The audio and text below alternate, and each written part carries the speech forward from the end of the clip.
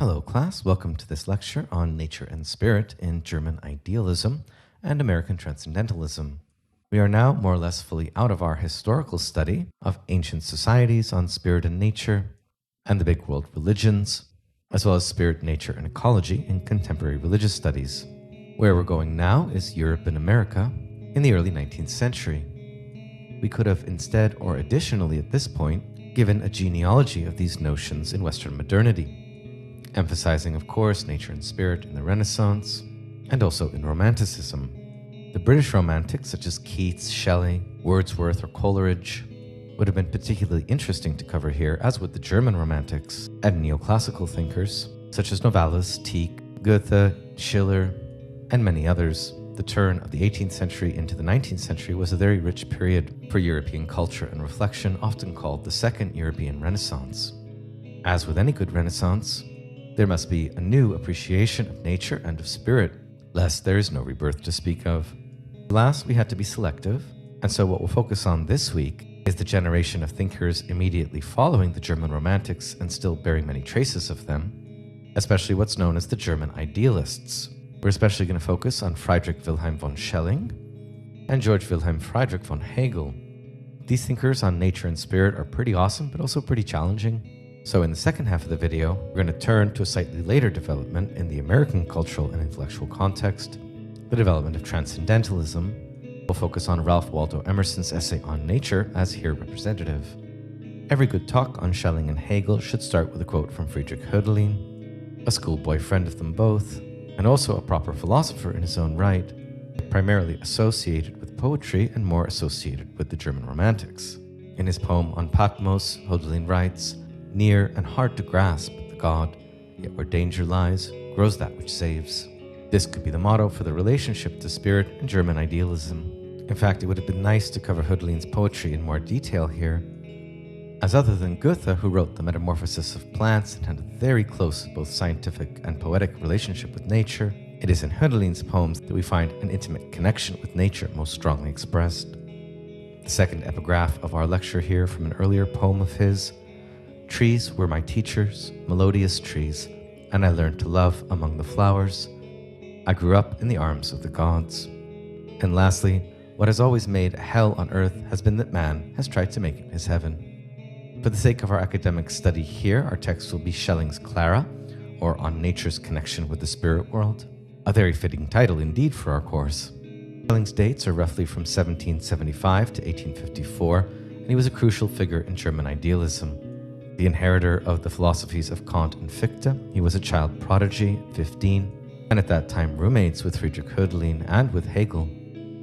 A kind of Wunderkind, he rose to prominence in the German university with a very young appointment, the University of Jena, and began lecturing on Neoplatonic philosophy, Renaissance thought, and there he's soon developing his own philosophical system in transcendental idealism, as well as a comprehensive philosophy of nature. He became most famous and remembered for this part of his work, although often criticized, since in that era of science, it was still common for professors, especially professors of philosophy, to think they know better than actual scientists, and to argue for claims in a proto-rationalist mode, without always paying closest attention to empirical findings and aporias. Nevertheless, Schelling's writings on all subjects, especially the philosophy of nature, are truly magnificent. And he also wrote on mysticism, time, freedom, art, mythology, religion, all the cool stuff, as well as being one of the most important and hard to refute philosophers after Kant and Fichte, in itself an achievement. According to Pierre Hadot, writing about Schelling's philosophy of nature, for Schelling, all nature unfolds in phases of God's becoming through stages of systole and diastole, expansion and contraction, like inhaling and exhaling. Spirit is thus the, quote, initial pulsation of the beginning, that alternating movement that animates all visible nature. Life is being's becoming, and being is life's unfolding. The revelation or manifestation of being in life is followed by the contraction of life into being. And in this way, in one of Schelling's dictum, development presupposes envelopment. The mystery of existence is this tendency to enclose being, when, as we say in everyday speech, nature evades our glance and conceals from us her mysteries. It is only when constrained by higher force that she would cause all that becomes to emerge from its hiding place. For Schelling too, like for Heraclitus in our lecture on phusis last week, Nature loves to hide, to enclose herself. The original negation or self-hiding, says Schelling, is the nurturing mother of the entire visible universe. Nature hides because nature is attached by its roots to the blind, obscure, and inexpressible side of God. For Schelling, nature loves to hide means that being is originally in a state of contraction and non-deployment. Nature is not just physical, it is theosophical, that is the site for the revelation and the hiding of the occult divinity of God. According to Schelling scholar Jankelevich, here nature is nothing other than the Grund, the ground, or the hidden mystery of existence. We can also quote at the outset a few of Schelling's own aphorisms in On the Philosophy of Nature from 1806. To whoever might consider it, disregarding its species and form, simple being there, what is simply called existence, i.e. the whole of nature, if one considers it purely, should appear like a miracle and fill the soul with astonishment, just as it is undeniably by this pure being there that in the most ancient forebodings, souls were seized by fright and a kind of sacred terror. On the God who suffuses all of nature, Schelling writes, modifying the ancient Hebrew name of Yahweh, I am what I am, I will be who I will be. Existence in nature can indeed be distressing and terrifying and tragic. Quote, anguish is the fundamental feeling of every living creature, and all that lives is born and greeted only in the midst of a violent struggle. And here Schelling makes fun of philosophers who have long bent everyone's ear with their effusions towards the harmony of the cosmos. Like in the Song of the Sacred Tremor, the correct relation to nature for Schelling is sacred shudders. And so Hadot comments, Goethe and Schelling thus seem to me at the origin of a tradition in which there is an impenetrable mystery of existence, nature, that provokes anguish. And these themes are very much at issue in Schelling's only attempt to craft a popular dialogue, never published, Clara, or on nature's connection with the spirit world. The subject there is indeed grief and anguish, and how nature and spirit can soothe and heal them.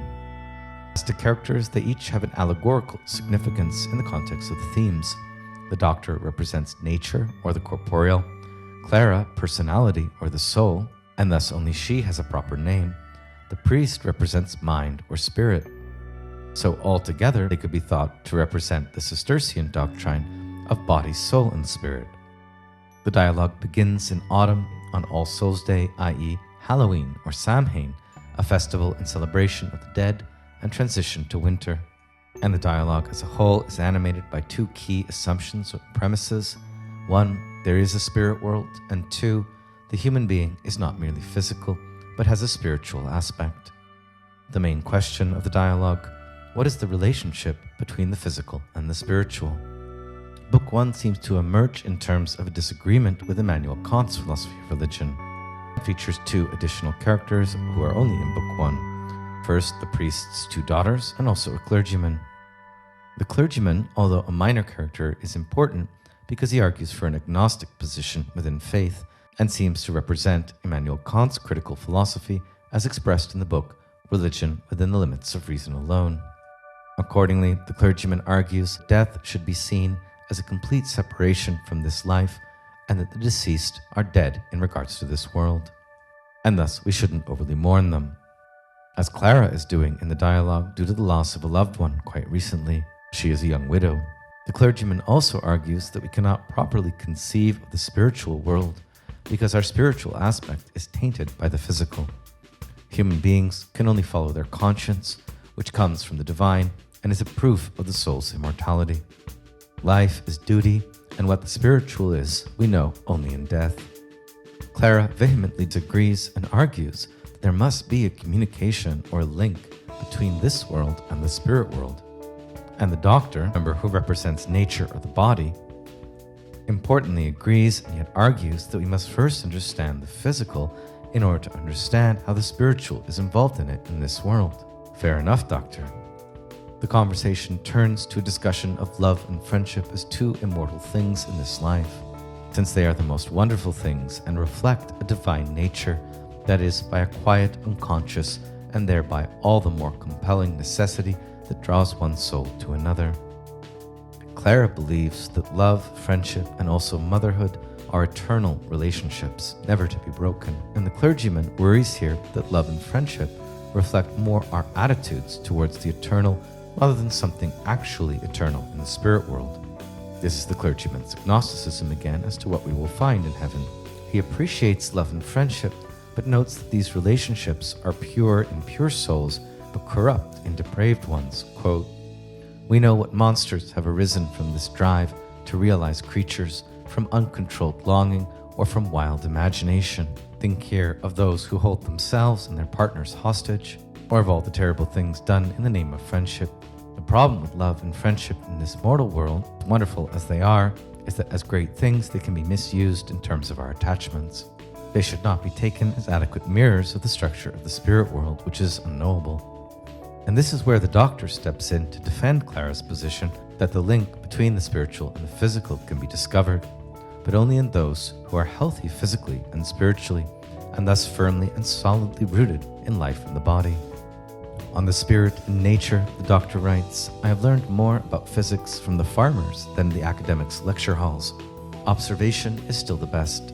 How much there is to observe from early morning right up to the complete silence of nightfall outside, from living through one long summer's day whose end one does not think one will live to see. Here I have observed things about the most universal effects of nature. I have observed things about light, sound, the role of water on the earth and in the clouds, and the coming and going of natural forces. I have watched animal life, but in particular, I have observed things about plants that no academic could have told me. Whoever does not see natural life as a whole, who doesn't come to understand its language in the very details, also does not know the extent to which the human body is itself truly a smaller nature within a larger one, a smaller nature that has unbelievably many analogies and links to the larger, links that no one would think to exist, had observation and application not taught us that it is so." What a beautiful passage from the doctor. Now, books 2 to 4 of the dialogue are not all equally complete, and I've only given us book 1 and 5 to read. Book 2 involves a detailed conversation between Clara and the doctor about how to connect with the inner, creative, or spiritual aspects of nature, and why and how nature became external to modern human sensibilities. That humans have turned their back on the spiritual and have instrumentalized nature actually prevents nature itself from evolving in this book. Book 3 takes place at Christmas and is the book in which the priest offers his view, arguing that our ability to live spiritually is compromised by the fact that the world is imperfect. He argues that our return to the spirit world in death is not a bodiless condition, but a rebalancing between the three elements of body, soul, and spirit. So there is a type of body in the afterlife, according to the priest's doctrine here. The book goes on to discuss whether life is better here or in the spirit world, and also provides a discussion of the interesting phenomena coming to prevalence in the literatures at this time of magnetic sleep, clairvoyance, and whether or not ghosts exist. The priest argues that ghosts likely do exist because there are many intermediary stages between this life and the spirit world. Book 4 is the least developed and is about how to make philosophy more accessible and more spiritual. It is in Book 5 that all these fascinating analyses come together in a series of profound questions. It takes place between winter and summer, perhaps around Imbolc, as the three main characters, the doctor, the priest, and Clara, climb a hill, now moving from below to above. Unlike from above to below at the beginning of the dialogue, when they came down from the church on Samhain. When finally at the top, the priest wonders what the spirit world might actually be like, and posits that spirit and nature were originally one. All the statements on the top of the hill reflect what each character believes about the spirit world. And on walking back down the hill, the characters discuss what effects the beliefs discussed have on the world and life that is for the one believing them. The walk up the hill reflects the movement from nature to spirit. That is negative philosophy in Schelling's terms, the philosophy that gets us beyond nature to spirit. And the walk down the hill from spirit back to nature is positive philosophy. For our purposes here, let's just cite and paraphrase some of the fascinating questions and beliefs regarding nature's connection to the spirit world that Book 5 raises. One of the most interesting issues raised in Book 5 is whether there is any kind of spiritual physics connected to place, that is, to specific physical places like fairy mounds. and whether when it comes to topics like this, science will always be at an impasse. What is the nature of place? At first glance, this is a fascinating concept. Raise again at the course in this point, for place is always, as inhabited place, an intersection between nature and spirit for living beings like us. In fact, in the dialogue, even the abode of heaven or the spirit world is called a place, and this is very puzzling. Can spirits too be in a place? Must they be? And if so, is it possible that the spiritual is also the physical, yet without being material in the ordinary sense? We know that physics is the hardest science, the most materialistic. And so what is the sense of the physical that is meant here in discussing its spiritual aspect? Here, Schelling seems to promote the doctrine of interactionism. There is a spirit world and there is a physical world. The spirit world and this world are mirrors of each other and have effects on each other. This would not be for Schelling a return to naive or primitivistic metaphysics or animism, however, but actually the result of the maturation of both our scientific and our spiritual perspective. The dialogue notes that early humanity and children are scientifically naive but spiritually very advanced, and it seems to be a universal intuition that above is higher, pure, more spiritual, whereas below is lower, mixed, and less spiritual. Clara recounts how she absorbed this perspective from a very young age. Afterwards, as I grew up, I was told better. I was told that above and below are merely relational concepts, and that it was far more correct to say that the sun is below rather than above us, as in fact we are falling continually, pulled towards it, just as we are towards the earth. This is a kind of Copernican revolution in relation to our understanding of spirit. Clara discovers that the sense of above and below is determined wholly by the direction of gravity, and this is the mature scientific perspective. Why should it not have its correlative, mature spiritual perspective as well? On questions of whether the physical world and the spirit world are infinite or finite, inner or outer, that the universe is infinite seems more probable, but isn't what is finite and finished more perfect? This latter was the position of ancient Greek philosophy. Does gravity affect all matter equally, or is there a realm of the physical, a spirit realm, that is not affected by gravity's force? Is it conceivable that external nature is merely separated from a spirit world? Are all forces and elements in external nature merely a separation and distribution from divine chaos? Or is there an inner spirit world that mirrors and matches the external world and so completes it? Difficult questions indeed, which the dialogue does not answer but rather poses. On heaven and earth, it is asked, perhaps Socrates and Plato were right in assuming earth to be transitional and a lower world, between the material and the spiritual, but closer to the material. Do we live here in this material reality as at the bottom of the sea, where everything is eaten and eroded by the wet and salt, and where nothing, or at least very little, is pure and unspoiled? Or do heaven and earth, nature and the spirit world retain the memory of their original unity? Does everything spiritual on earth come about only through the heavenly realm? Having discussed the spiritual physics of place, the impasses of science, the maturation of scientific and spiritual perspectives, and the various metaphysics with which we can approach nature and the spirit world in terms of the fundamental concepts, infinite, finite, inner, outer, earth and heaven, the dialogue next turns to our lived experience as embodied sensuous or earthy beings, and those phenomena in our lives where the spiritual is manifest to us. These are primarily music and language.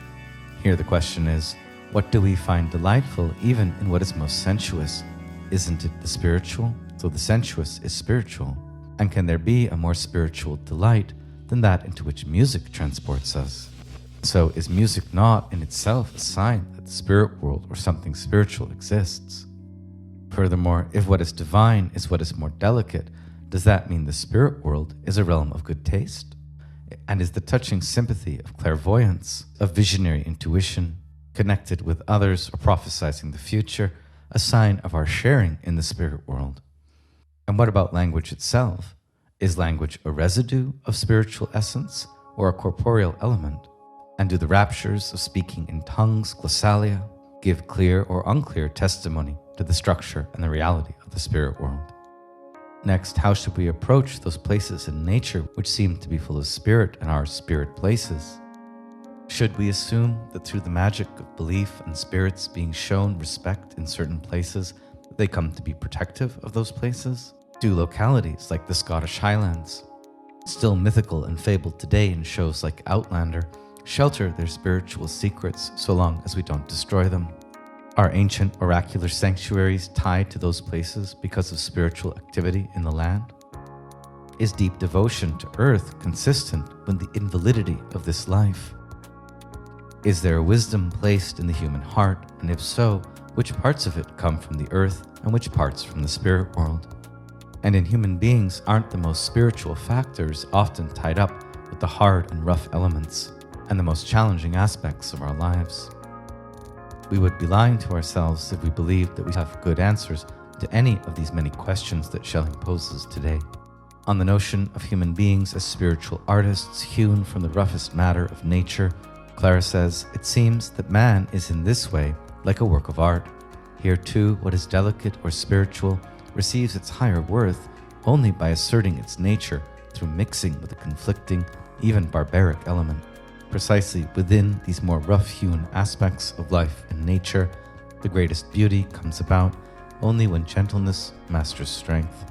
And yet more profound questions are the oral revelations of angels and spirits, that is mediumship, yardsticks against which we can measure the extent of our spiritual development and thus our artistic perfection. Are we all different members of one large person, spiritual aspects of one great communal being? And is all our experience predicated on a wonderful entanglement of internal and external worlds?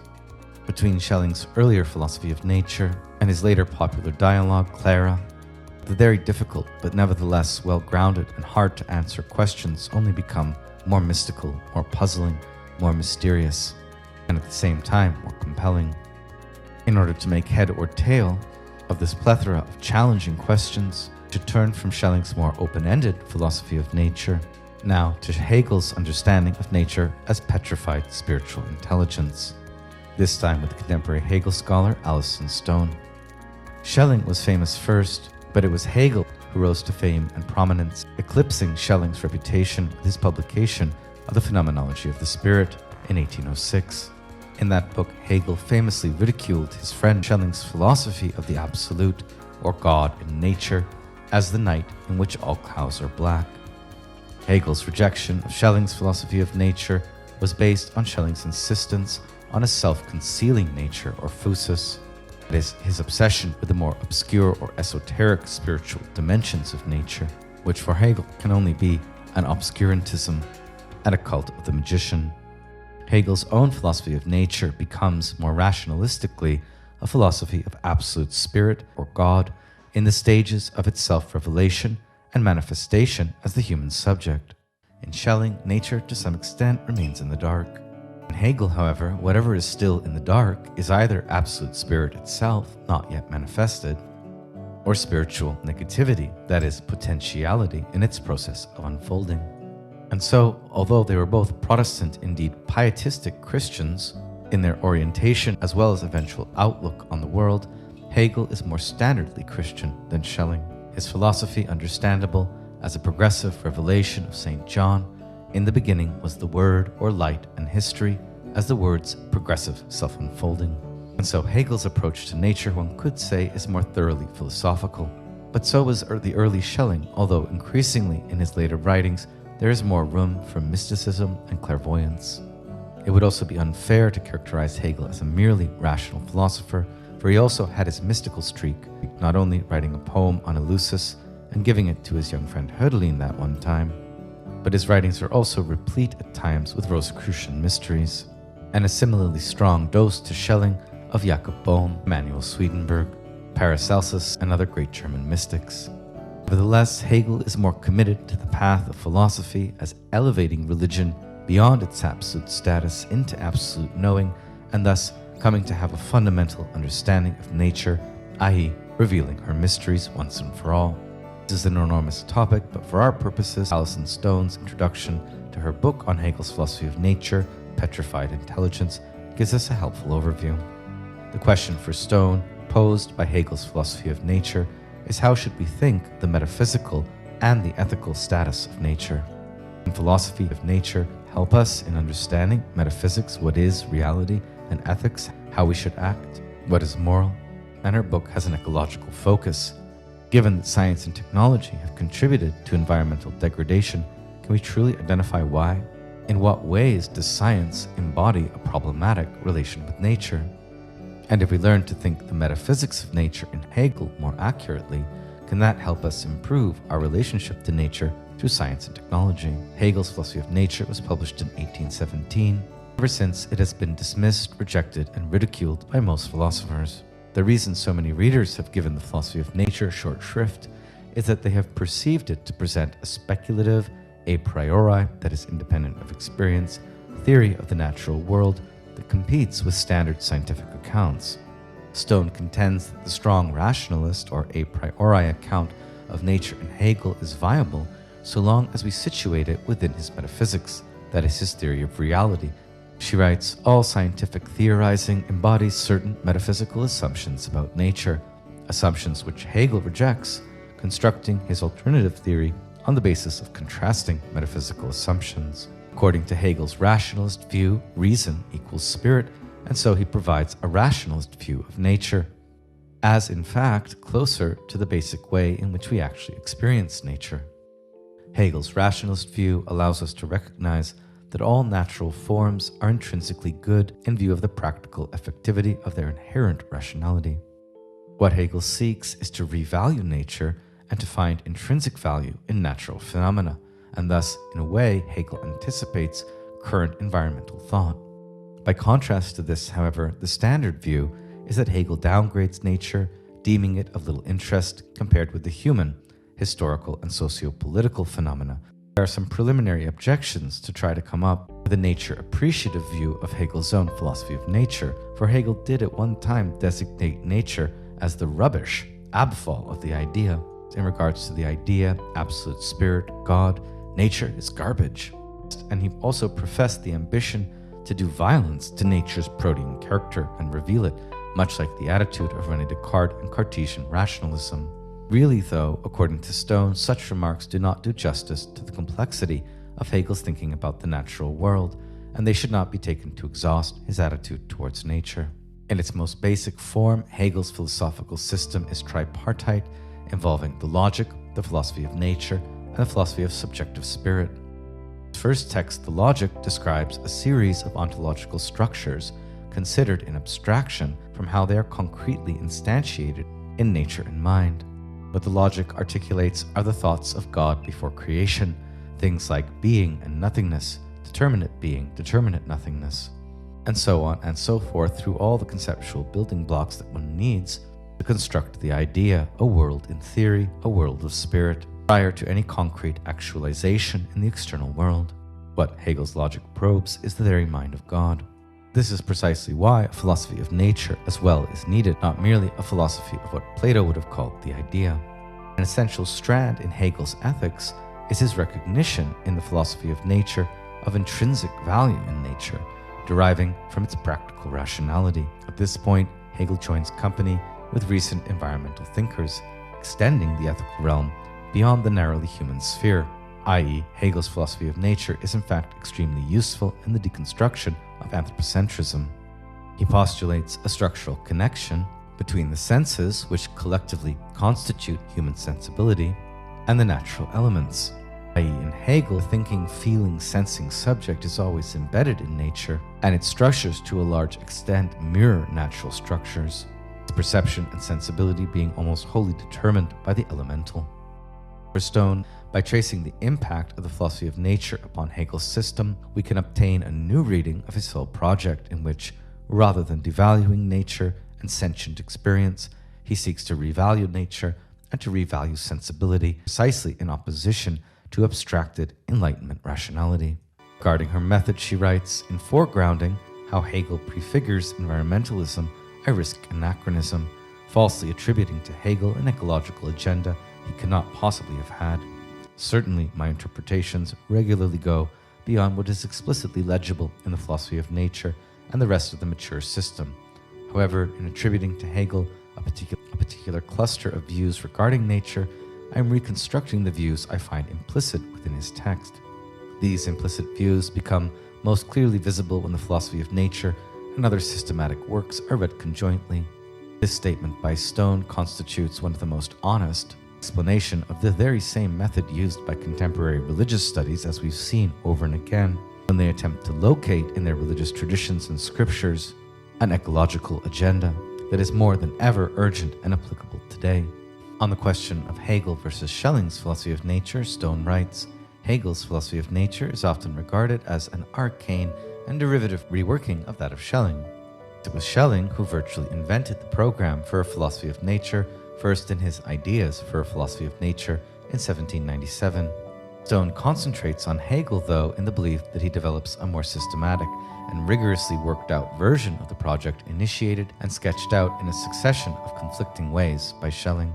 Of course, the question of Hegel's relationship to Schelling inevitably raises the question of his attitude towards Romanticism. There are certain strands in Hegel which affiliate him with Romanticism, in particular his belief in the need to overcome disenchantment through a more magical picture of nature, which would simultaneously reunite the rational and the sensible sides of the human personality. The fundamental contributions of both Hegel and Schelling to the philosophy of nature and spirit have barely been touched on in this brief introduction, but I hope that some of you will be inspired at some point in your life to go off and read these complicated and in many ways still unsurpassable German philosophers on your own. More to the contemporary taste of the average student seeking to come to a fundamental new relation to nature and the spirit within it is the American Transcendentalist thinker Ralph Waldo Emerson. And so we'll now pivot to his famous essay, Nature, the first book that he published. Now, Emerson, in the American context that he wrote in the later half of the 19th century, had many prominent admirers and detractors. Prominent detractor was actually Herman Melville, author of Moby Dick, Billy Budd, and many other works, who mocked him in his novel The Confidence of Man as a philosophical fraud. However, such American luminaries as Thoreau, Walt Whitman, and Emily Dickinson nearly worshipped him as the fountain of inspiration itself. As it turns out, one of his most major influences on world philosophy was through Friedrich Nietzsche, who discovered Emerson's work when he was very young, and who felt closer to Emerson than any other thinker, carrying a copy of his essays wherever he went. Emerson's first essay on nature instantiates three main beliefs. 1. The universe is connected to the individual through nature. 2. By contemplating nature, one can transcend the world and be united with the oversoul, this being a modification of the old Neoplatonic idea of the world soul, as well as a Christian conception in Emerson of the spirit world. 3. That each individual must follow his own intuition and beliefs, no matter how they stray from those of society. And this is especially important in relation to the reconnection of the individual to nature and spirit. The first connection is of the universe or God to man. Emerson himself being a preacher, in his Divinity School address, he writes, "The first in time and the first in importance of the influences upon the mind is that of nature. There is never a beginning, there is never an end, the inexplicable continuity of this web of God." And so the very connection of cosmos to the human being is always in the first instance through nature, as in itself a web of the divine. From nature, the currents of universal being circulate through me, and I am part or parcel of God. And the third point indicated, if the single man plants himself indomitably on his own instincts and there abides, the huge world will come round to him. In other words, trust and follow yourself, your own nature, within nature and the oversoul. The essay Nature, which we'll be reading, became the manifesto of what was known as the Transcendental Club. And its basic thesis is that the way to God's truth is by communicating with nature, not reason. Here, let's skip any more theoretical situating for now as to what Transcendentalism and its idealism are all about, and return to that after a reading of the actual essay. Nature, Book 1, begins with the notion that solitude is good, and only contemplation in nature provides it. Nature is so abundant in appearances that the wise man never extorts her secrets or loses his curiosity in discovering perfection. Quote, nature never becomes a toy to a wise spirit, and also induces in humanity a poetical state of mind.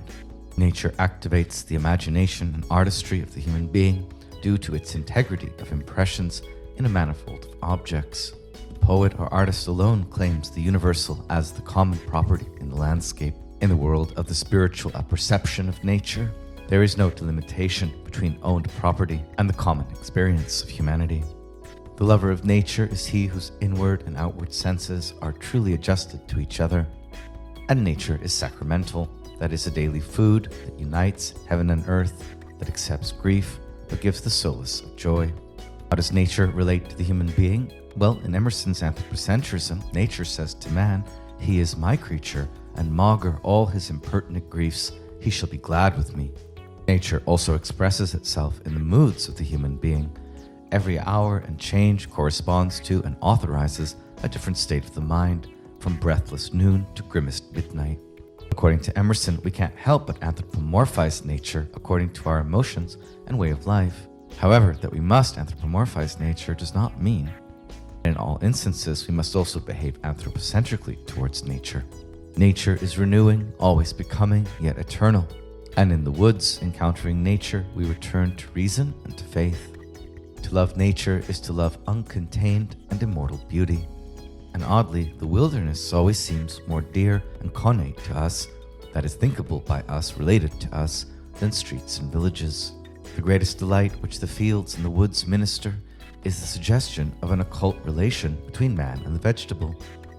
And now, particularly relevant for our course, according to Emerson, nature reveals our better selves, our better natures.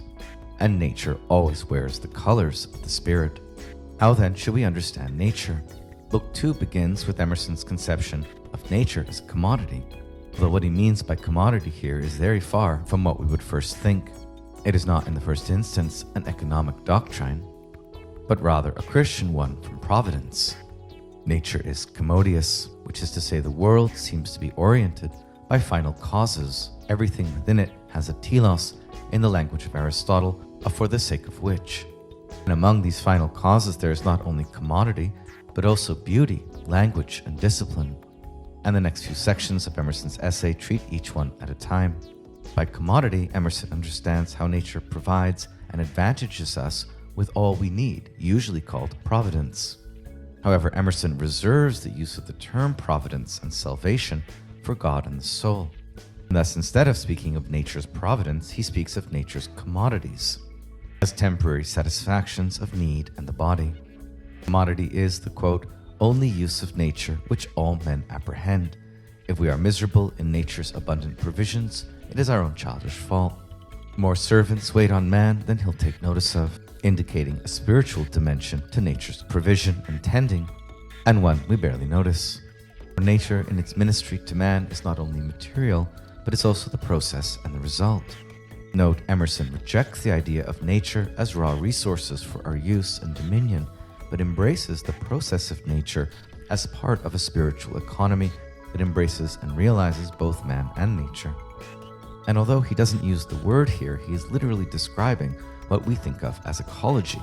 To wit, Emerson is doing eco-theology, as in the quote, endless circulations of the divine charity nourish man and all things. Emerson also takes the clear position that human artfulness or techne and technology, what he calls the useful arts, are reproductions or new combinations by the wit of man of the same natural benefactors. In other words, our arts and technologies are extensions of natural art and technology. And so humanity is, in the final analysis, a part of nature's economy of production and commodity. A man is fed, not that he may be fed, but that he may work. The next final cause of nature, according to Emerson, is beauty. A nobler want of man than commodity is served by nature, namely the love of beauty. The ancient Greeks called the world cosmos, and Emerson is here playing on the cosmos and kalon, or the world and beauty fragments in the philosopher Heraclitus. Writing, such is the constitution of all things, and such the plastic power of the human eye, that the primary forms, as the sky, the mountain, the tree, the animal, give us a delight in and for themselves, a pleasure arising from outline, color, motion, and grouping. This is a pretty fair explanation of how the Greeks understood cosmos and its beauty. Emerson goes on to give us some less convincing arguments that even ugly things are beautiful the closer they get to the light, i.e. the spirit. On these points, he's particularly indebted to Plato, Aristotle, and Neoplatonism. Nature as beautiful is threefold. First, there is perceptual beauty, that is, natural forms are delightful. Second, spiritual beauty. The presence of a higher, namely of the spiritual element, is essential to perfection. And 3, intellectual beauty, that is beauty as an object of the intellect, or mind itself, here in Emerson, still the ground of both nature and spirit in God. So let's cover these one at a time. Emerson argued that beauty is perception in the sense that natural forms delight us. Perceiving nature as commodity or need, and perceiving nature as beautiful form or gratuity and gift are closely connected. Emerson's example, how we get from nature as commodity to nature as perceptual beauty, is overwork. To the body and mind, which have been cramped by noxious work or company, nature is medicinal. For when we go out into nature after overwork, its beauty and loveliness is something valuable for its own sake, without any reference to commodity. In nature as perceptual beauty, we begin to wax poetical. I see the spectacle of morning from the hilltop over and against my house, from daybreak to sunrise, with emotions which an angel might share. The long, slender bars of cloud float like fishes in a sea of crimson light. And in a particularly beautiful passage, the dawn is my Assyria, the sunset and moonrise my Paphos, and the unimaginable realms of fairy. Broad noon shall be my England of the senses and the understanding, and night shall be my Germany of mystic philosophy and dreams. And the whole rest of this subsection is just gorgeous. You should read it for yourself. Having engaged with nature as perceptual beauty and become in this process poetical, begin to recognize that beauty is spirit, or the spiritual element, and a high and divine beauty is the virtue of the human will, since beauty is the mark that God set upon virtue. We learn this nobility of spirit, or the spiritual element, from nature at large, as well as from the beauty of human nature. And so Emerson writes, every rational creature has all nature for his dowry and estate. It is his, and if he will, he may divest himself of it. Man may creep into a corner and abdicate his kingdom, as most men do, but he is entitled to the world by his very nature or constitution. Here, human beings know the world or cosmos in themselves only to the extent of their energy of thought and will. Only at times is the beauty of nature and the beauty of human character, deed, and custom conjoined in splendid configurations. In fact, more often than we deign to notice or admit it, nature stretches out her arms to embrace man, but only in his thoughts, which are of equal greatness. For models of experiencing nature as spiritual beauty, Emerson looks to the Greeks, to Homer, the poet Pindar, Socrates, and Phocion, who are associated fittingly in our memory with the geography and climate of Greece. We also look to the model of Jesus, in whom visible heavens and the earth sympathize. In common life, whoever has seen a person of powerful character and happy genius will have remarked how easily he took all things along with him, the persons, the opinions, and the day, and nature became an ancillary to man, that is, a helper or assistant. Yet another stage of nature as beauty, beyond commodity and virtue, is nature as intellect, ultimately the mind of God, the Greek nous. Nature is beautiful not just as spiritual virtue, but also as a sign of absolute order. In the usual economy of nature and human beings, the intellectual and the active, that is, spiritual powers seem to succeed each other, the exclusive activity of the one, intellect, generating the exclusive activity of the other, spirit. Constantly, the beauty of nature reforms itself in the mind, and not for barren contemplation, but for new creation. Intellectual beauty is here a kind of battery that powers spiritual beauty. Next, Emerson notes that the love of beauty is taste, and the creation of beauty is art. The production of a work of art throws a light upon the mystery of humanity. And this, since a work of art is an abstract epitome of the world. It is the result or expression of nature, but in miniature. And so we get Emerson's definition of art, nature, passed through the alembic of man, the alembic being a vessel for distilling, and here an alchemical metaphor. The finale to chapter 2 on nature as beauty, we hear, no reason can be asked and given why the soul seeks beauty. Beauty, in the largest and profoundest sense, is one expression of the universe. God is the all-fair. Truth and goodness and beauty are but different faces of the same. But beauty in nature is not ultimate. It is the herald of inward and eternal beauty, and is not a solid and satisfactory good. It must stand as a part and not as yet the last or highest expression of the final cause of nature. Emerson's thought here being quite determined by Platonic and Aristotelian conceptions of truth, goodness, and beauty, And by the priority of God over nature, he will now move from nature as commodity and nature as beauty in the three senses to the specifically inward or spiritual character of nature as language. And this, of course, befits Emerson's Christianity. In the beginning was the Word. Rather than focus on the arc of fiat of the Word in traditional scripture, however, Emerson will turn to nature itself as speaking the language of God. Nature as language means nature as logos. Our task is to read the book of the world as itself language. Emerson's first point in this section is that words are signs of natural facts. However, natural history reveals itself as spiritual history, outer creation as inner creation, for the most basic natural fact is that nature is spiritual. Spirit primarily means, in its etymology, wind. Next, particular natural facts are symbols of particular spiritual facts. This doctrine seems very rooted in Renaissance semiology, or theory of science, the microcosm and the macrocosm. Quote, "It is not words only that are emblematic, it is the things which are emblematic. Light and darkness are our familiar expression for knowledge and ignorance, and heat for love, who looks upon a river in a meditative hour and is not reminded of the flux of all things." The river here being the particular natural fact that is a symbol of a particular spiritual fact. That which intellectually considered we call reason, considered in relation to nature we call spirit. And spirit is the creator. Spirit hath life in itself, and man in all ages and countries embodies it in his language as the Father.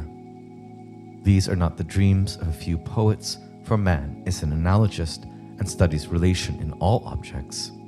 These passages are pretty amazing and seem to be between Renaissance spiritualism and American pragmatism. As language, nature is metaphorical through and through. What the metaphors reveal in the final instance is the spirit of a creator, of course thought in Emerson's Christianity as Father, and universalized into humanity's Father deity. Of course, we have learned that this is not the case in all the great world traditions that treat nature as language and meaning. And we can recall here Van Amali on the priority of the mother goddess, Prakriti as spiritual creator even of Brahman. Since nature is metaphorical language, of course the worry emerges whether any of our linguistic systems can acquire the truth or the true.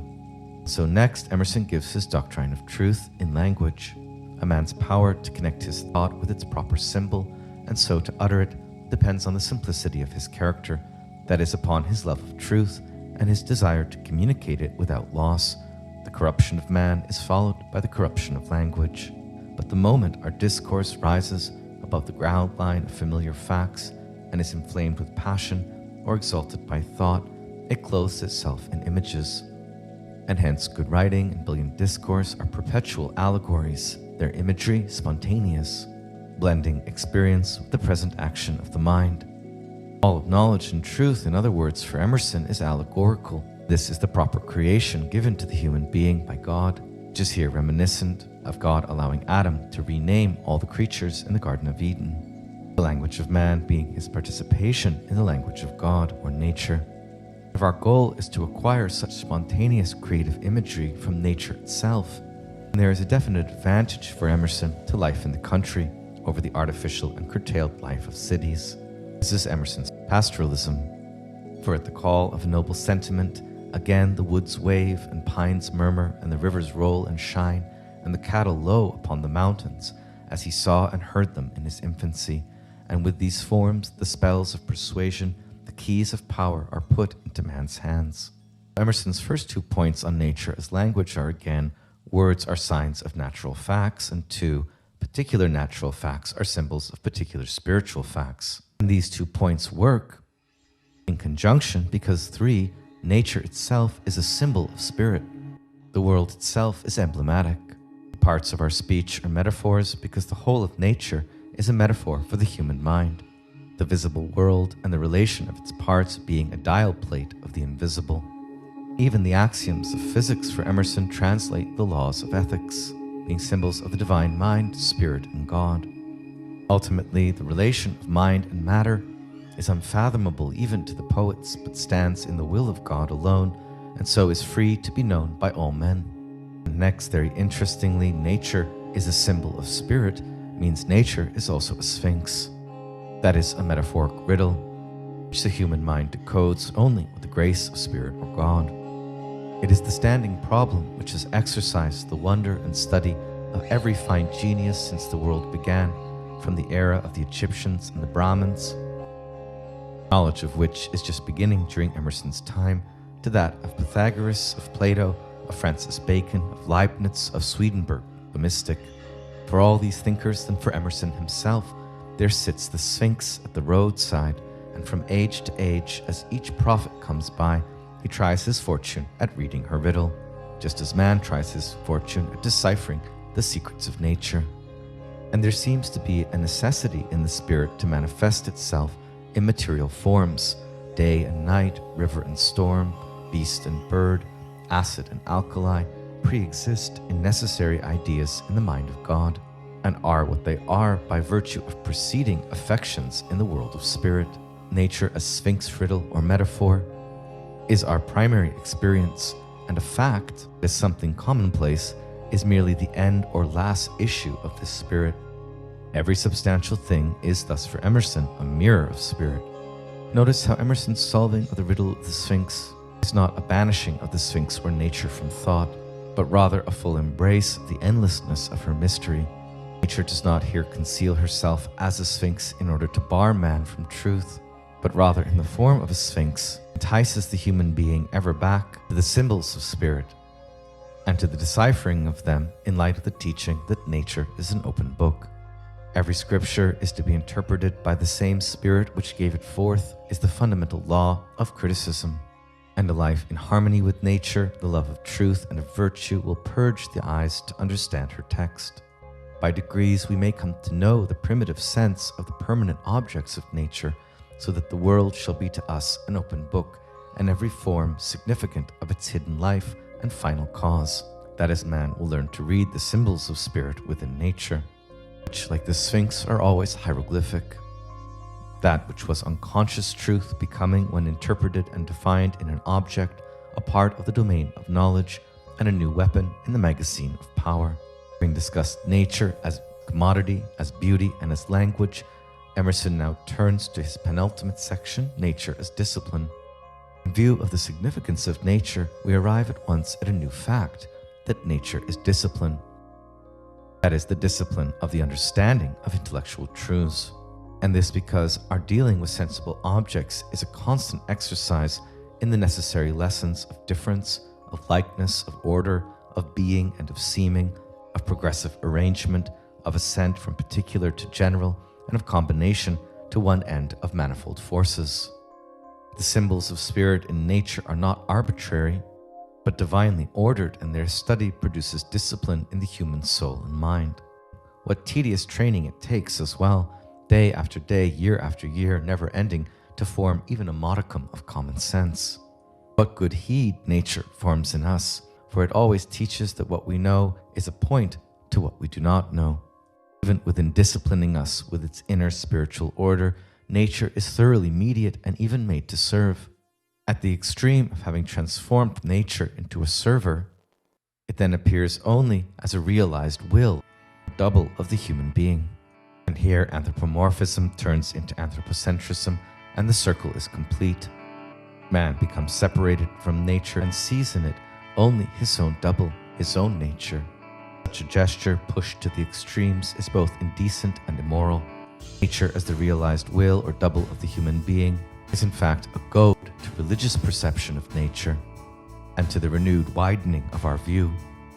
For all things are moral, and in their boundless changes have an unceasing reference to spiritual nature. In fact, Emerson's very definition of religion here is ecological.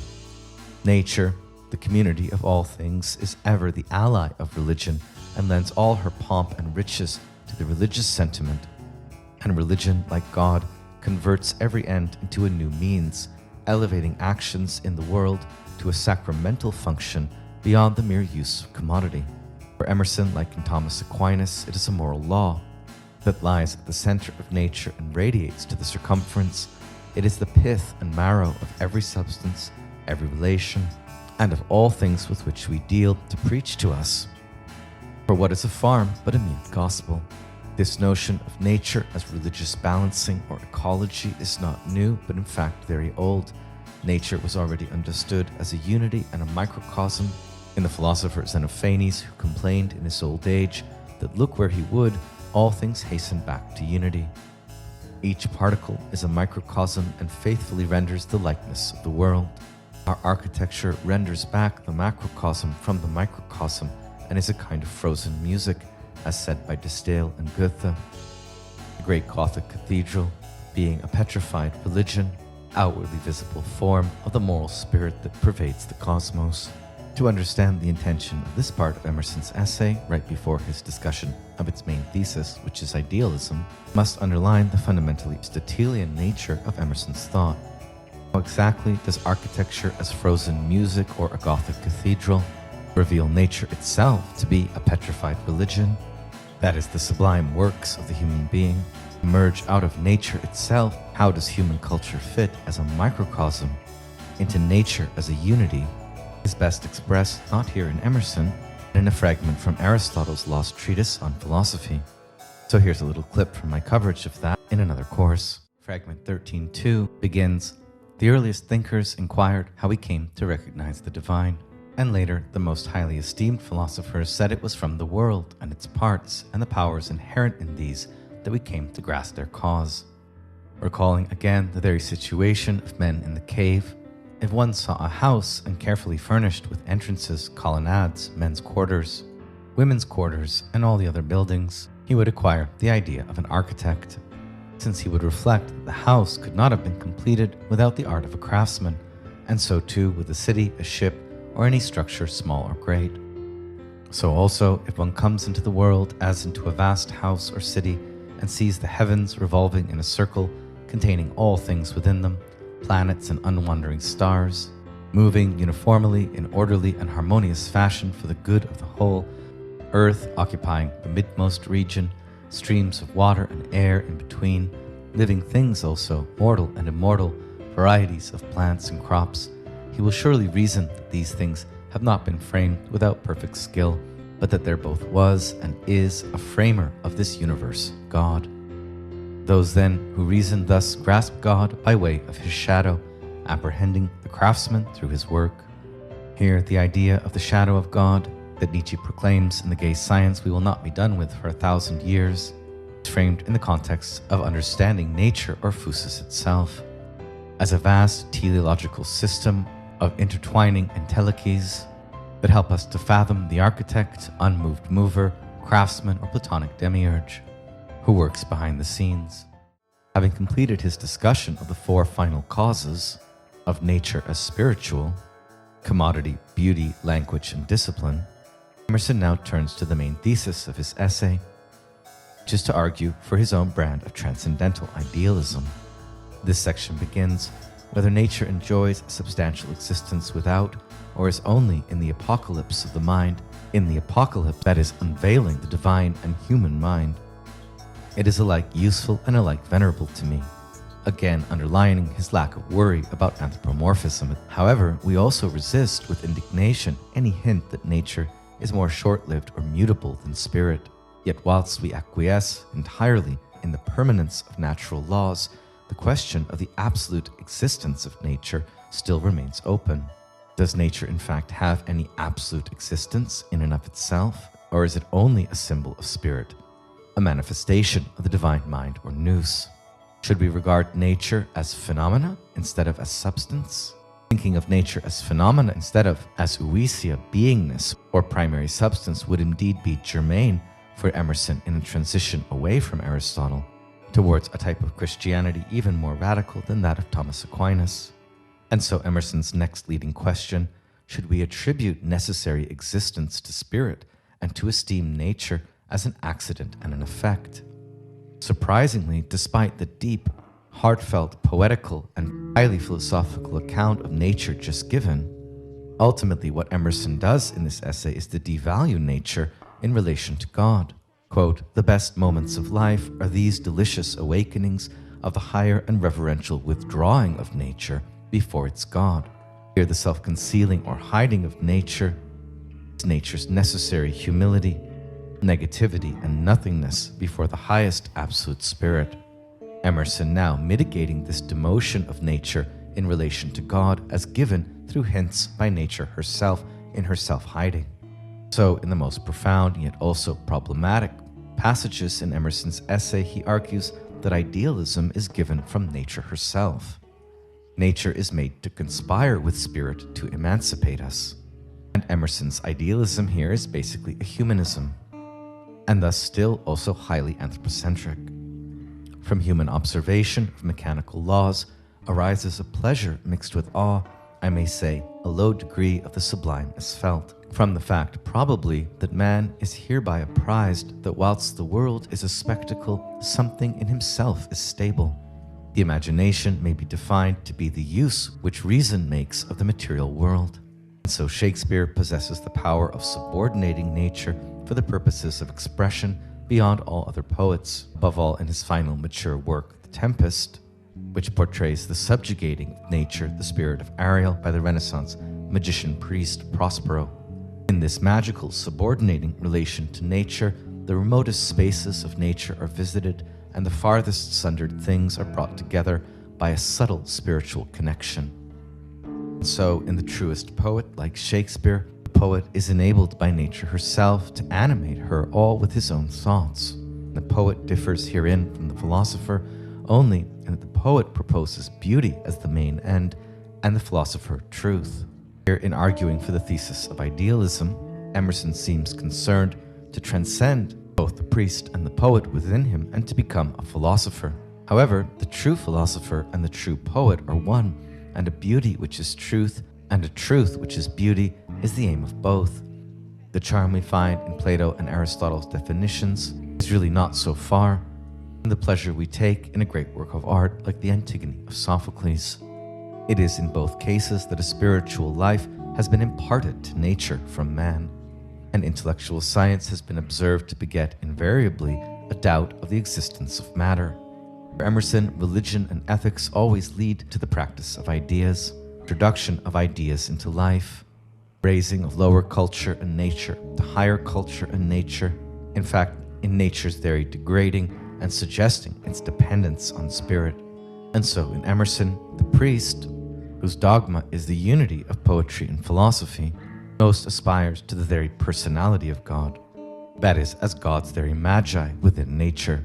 And I can begin to see here some of the basis for Herman Melville's critique and detractions of Emerson as a charlatan in his essay on the confidence of man.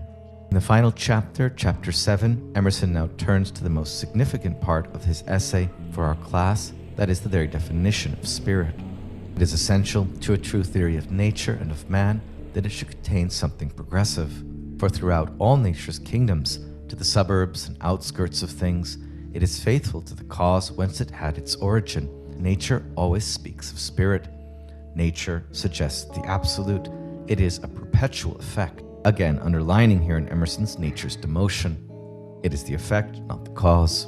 Nature is a great shadow pointing always to the sun behind it, reminding us here of Aristotle's lost treatise on philosophy, on nature as the shadow of God. And so, in conclusion, the aspect of nature is devout. Like the figure of Jesus, she stands with bended head and hands folded upon the breast. And the happiest man is he who learns from nature the lesson of worship, not ultimately of nature, of course, but of spirit and God. Of that ineffable essence which we call spirit, he that thinks most will say least. Funny thing for Emerson to say, given how prolixly he's waxed about spirit the whole essay. 3 problems are put by nature to the mind. What is matter? Whence is it? And where to?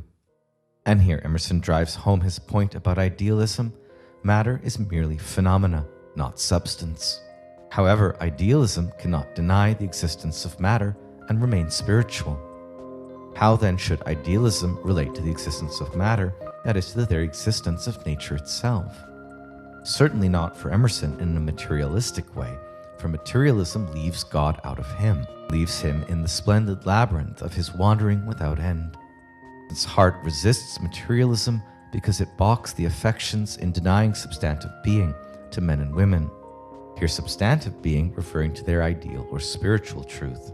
Nature is so pervaded with human life the anthropomorphism again, that there is something of humanity in all and in every particular, and writ large on nature. This theory makes nature foreign to me and does not account for that consanguinity which we acknowledge to it.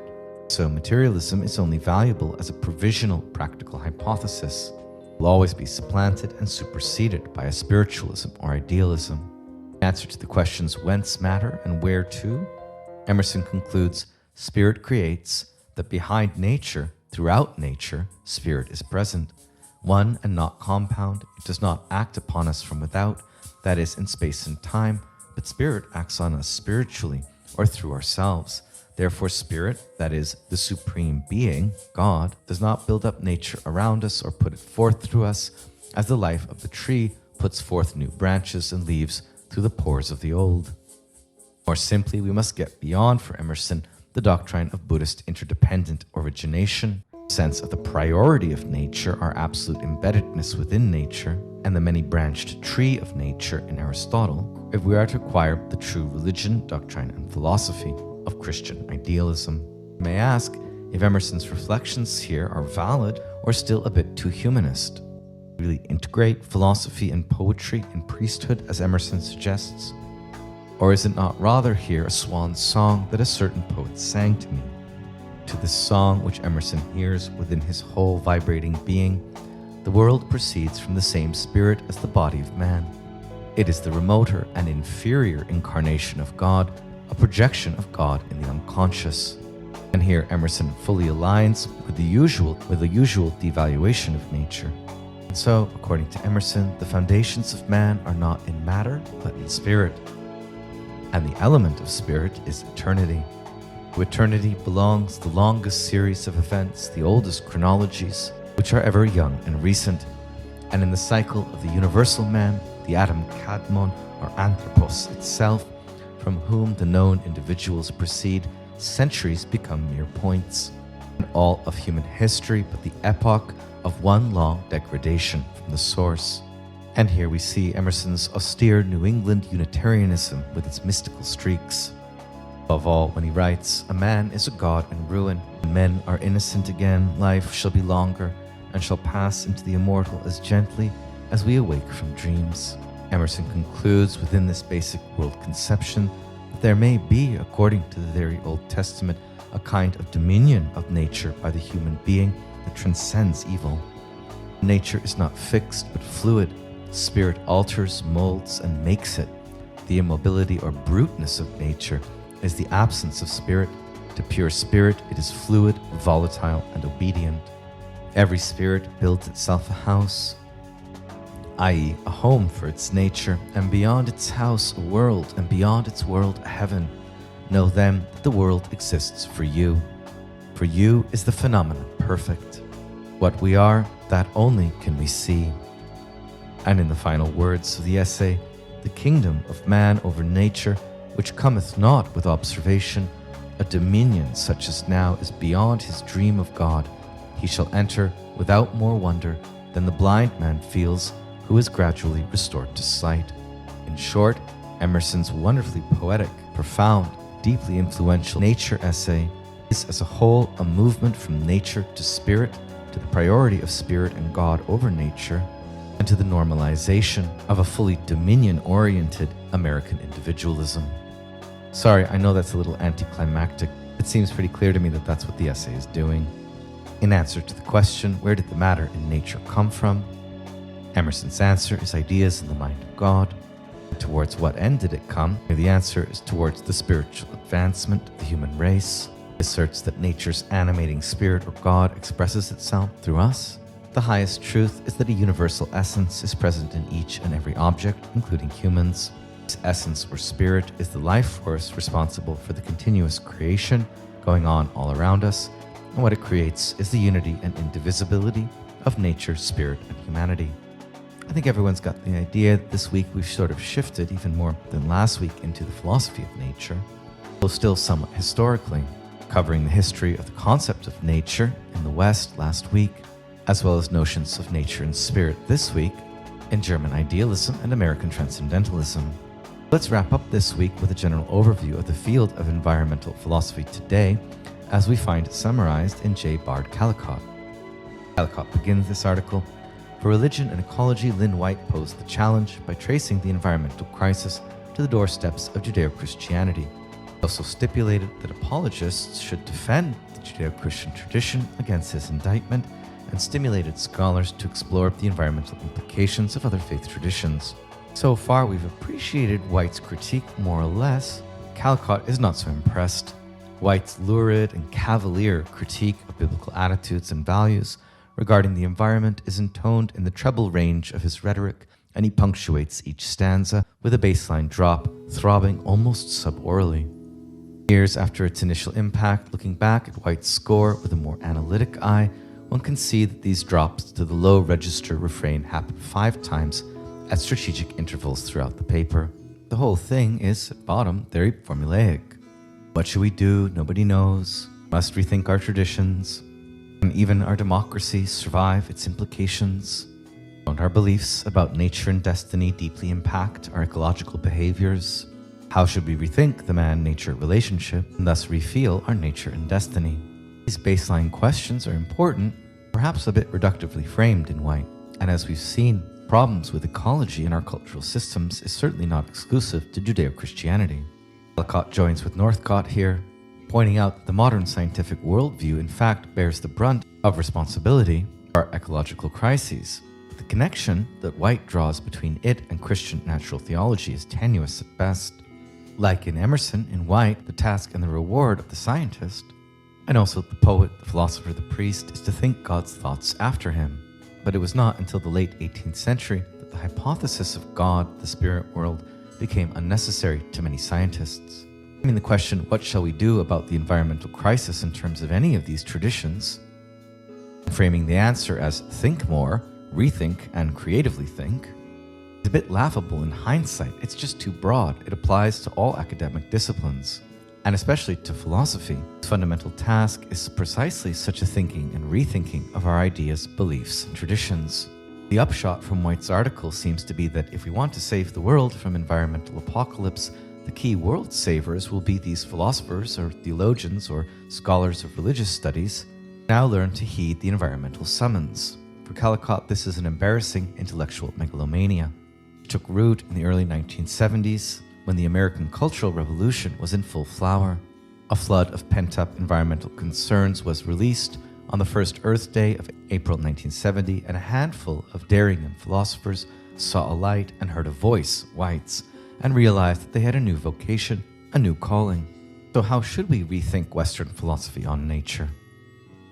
For Callicott, the critical task is relatively easy and straightforward. Plato's metaphysics is otherworldly. Aristotle's hierarchical teleology makes everything a means to human ends. Descartes' dualism fetishizes human reason and otherizes the body and the whole physical world of which it is a part. Newton's physics is reductive and makes the physical world into a machine, which invites redesigning it to suit human purposes, etc. A more creative task is a bit harder, and one possibility is to borrow from non-Western traditions of thought. And so White proclaims that the beatniks, who are the basic revolutionaries of his time, show a sound instinct in their affinity for Zen Buddhism, which conceives of the man-nature relationship as very nearly the mirror image of the Christian view. Which Callicott quips, whatever that means. For Westerners to convert en masse to Buddhism, Taoism, or Hinduism is not likely to happen, and even if it should, that it might improve the man-nature relationship in the West is pretty dubious. A second way is to come up with new axioms, new fundamentals, new thoughts and ideas about the nature of human nature, the nature of nature and the human-nature relationship. And here we begin to cruise through Western intellectual history, looking for channels of thought that are not tributaries to the mainstream. This was White's own approach, having argued that all Western thought is essentially Christian. Despite appearances and claims to the contrary, he opts for an alternative Christian view, in particular that of St. Francis. Still more recently, other philosophers have been touted as torchbearers of environmental salvation, such as Pythagoras, Leibniz, Spinoza, Whitehead, Heidegger, and of course Marx. The prospect of a mass conversion of Western culture to Pythagoreanism, or process philosophy, or Heideggerianism is even less likely to happen than a mass conversion to Buddhism or Hinduism. So a third way is to explore the metaphysical foundations themselves of postmodern science. And this is the avenue that Caldecott is going to explore. He writes, if Newtonian mechanics epitomizes modern science, the special and general theories of relativity, quantum field theory, evolutionary biology, and ecology epitomize postmodern science. And among the precursors of environmental philosophy, this was the way Aldo Leopold did it in his San County Almanac. Alas, without much science. Nevertheless, pursuing a single overarching theme, that is the exposition and promulgation of an evolutionary ecological worldview, along with its axioms or principles and normative implications. The rest of Caldecott's piece gives us a summary of philosophical advances in more contemporary environmental ethics, ecology, ecofeminism, environmental pragmatism and pluralism, and continental environmental philosophy. Summing up the field of environmental philosophy, Caldecott notes several major fault lines that continue to be instantiated, especially anthropocentrism versus non-anthropocentrism and individualism versus holism. Arne Naess, a prominent Norwegian pioneer of ecosophy, distinguishes this approach from ethics and speaks of the ecological self, which is not the atomistic self, the psyche after death, or the superego. For Naess to come into consciousness of one's ecological self, one's embeddedness and dependence on the surrounding life world, is self-realization. Early ecofeminism embraces a female special connection to nature, and later strands of ecofeminism reject essentialism as leading to oppression. Environmental pragmatism rejects excessive theorizing over action. Environmental pluralism acknowledges the lack of a unified environmental ethics. Altogether, second-wave environmentalism since the 1990s responds to globally scaled crises: the sixth mass extinction now in progress on planet Earth, the thinning of the stratospheric ozone membrane, and global climate change. These issues require global rather than merely local foci. Very briefly, Caldecott situates the scientific approach to environmental ethics in terms of two precursors, Michel Serres and Dale Jameson, who were the first philosophical responders to the globalization of the environmental crisis. Serres' approach was modeled on Rousseau's social contract. He personifies nature as retaliating against mankind for assaulting it, thus creating the need for mankind to sue for peace by way of a natural contract. Alas, nature is mute. No problem, we can appoint a guardian ad litem to speak for it, science. So Serres' solution is a global scientocracy. Of course, some problems, but also some merit in this approach, I'd say. Jameson, the opposite pole here, argues that mainstream individualistic ethics paradigms collapse when we try to apply it to global environmental problems. For example, each individual's greenhouse contribution is minuscule and thus ethical. What's needed when we focus on the large scale is politics, collective action. Page and Caldecott himself, here speaking in the third person, conclude that any environmental ethic that adequately addresses the problems constituting second-wave environmentalism must abandon individualistic ethics and posit holistic agendas. Nation-states need to be on board, and obviously the United Nations, and also what he calls the patients, that is, future generations understood collectively, for these are the principal players in the climate ethics arena, i.e. not the philosophers and the religious studies scholars. Caldecott's conclusion is a bit puzzling. He writes that global human civilization is a presently and robustly existing collective entity consisting of architecture, art, music, literature, science, philosophy, and government, and that it's intrinsically valuable. It has a duration going back thousands of years and potentially forward for thousands more. I'm not sure exactly what he means when he says these thousands of years are commensurate with the temporal scale of global climate change. His conclusion at this point seems to be anti-alarmist. The environmental crises hardly threaten the extinction of Homo sapiens, a resourceful and resilient species, but it does threaten to bring human civilization to an abrupt end in failed states populated by fanatical tribalists and led by psychopathic warlords. Whoa there, wait a minute, Caldecott, where is this coming from? I may be wrong here, but I think I'm detecting a slightly arrogant provocateur energy, if not even a lack of basic pathos. What about the sixth mass extinction event? Shouldn't we be more worried about how to buffer its impacts and less focused on how resourceful and resilient we are? Because at least we're not fanatical tribalists led by psychopathic warlords? Now that I see what he means, I'm glad America is not a failed state yet. In any case, Caldecott's overall conclusion and the thrust of his survey of the field of environmental philosophy is really about taking a jab at Lynn White. Type of environmental studies was birthed from the 70s to the 90s through engaging with him. that still lingers today. Caldecott finds its baseline refrain about a tight relationship of thinking and doing, idea and collective action is, in retrospect, laughable, since we need much more than thinking, we need collective action. We've run out of time this week to explore the last article on the agenda, Sacred Place, in Early Medieval Neoplatonism by L. Michael Harrington, so I'll mostly cover some aspects of it next week at the beginning, and also many student presentations or particular subsections within it. It's a fascinating and excellent chapter, which is useful for us because it connects our study of nature and spirit in Greek religion and philosophy to our study of Heidegger on ecology next week. Michael Northcott has also drawn from Mircea Eliade's notion of hierophany and sacred place, Heidegger's philosophy of place, both place and ecology. So here in Harrington and next week we'll unpack those ideas a bit more. So I hope you've enjoyed this overview on nature and spirit in German idealism and American transcendentalism, with a bit of contemporary ecology at the end. And I'll see you all next week when we deepen our approach to environmental philosophy in terms of more 20th century reprisals of the past and applications to the present. See you then.